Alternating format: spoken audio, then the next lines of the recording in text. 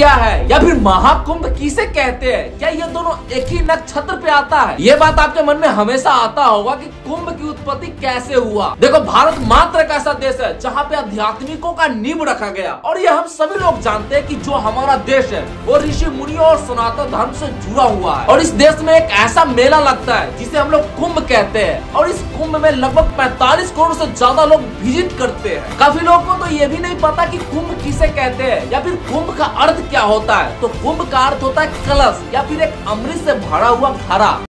ये जो कुंभ होता है ये हमारे भारत में 4 जगहों पे लगता है: प्रयागराज, उज्जैन, हरिद्वार एंड नासिक। लेकिन इस बार प्रयागराज 2025 में कुंभ नहीं महाकुंभ लग रहा है, जो सिर्फ 144 साल में एक बार ही लगता है। और इस महाकुंभ में सेंट्रल गवर्नमेंट लगभग 5000 करोड़ रुपए खर्च कर रहा है, जिसमें दुनिया भर के नागा साधु संत विजिट करेंगे। बाबा, निरंजनी अखाड़े के बारे में लोग कहते हैं कि यहाँ पर सबसे ज्यादा जो पढ़े लिखे नागा साधु हैं सबसे।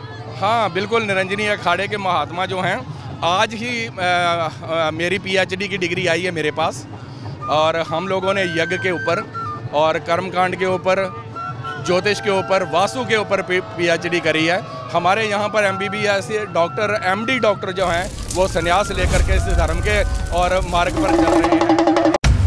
ऐसा आध्यात्मिक साधु संत आपको अदर रिलीजन में शायद देखने को नहीं मिलेगा, क्योंकि जीवन का उद्देश्य सिर्फ साधु संत बनना नहीं होता, बल्कि उन सभी उपलब्धियों को भी आप हासिल करो जो आपको आगे बढ़ने के लिए प्रोत्साहित करे। बहुत अच्छे तरीके से आप बात कर रहे हैं, हमें लग रहा है कि आप पढ़े लिखे बहुत हैं। तो हाँ, IIT बॉम्बे से पढ़ा हुआ ना जी।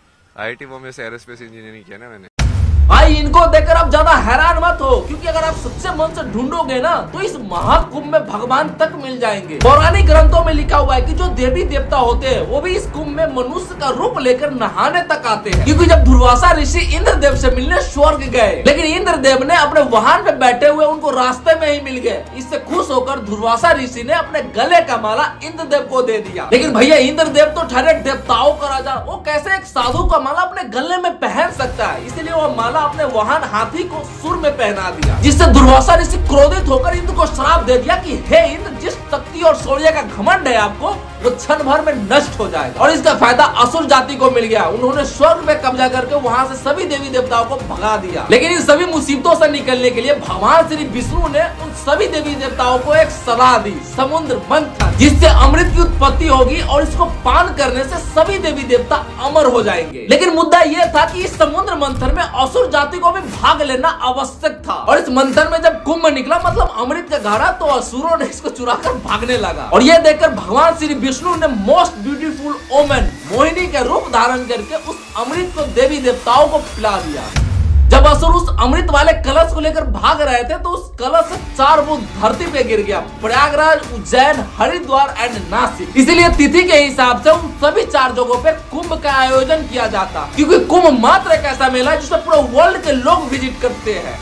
गाइस, आज के लिए सिर्फ इतना ही। वीडियो अच्छा लगा हो तो लाइक और सब्सक्राइब जरूर कर देना। तब तक के लिए मिलते हैं अगले वीडियो में। धन्यवाद।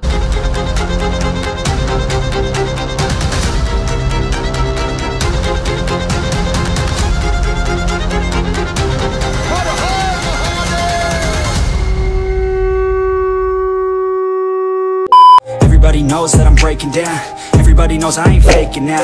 Everybody knows my heart's vacant now. Yeah, she hates me now, I made mistakes, but now I don't ever wanna be alone. I don't really ever feel at home.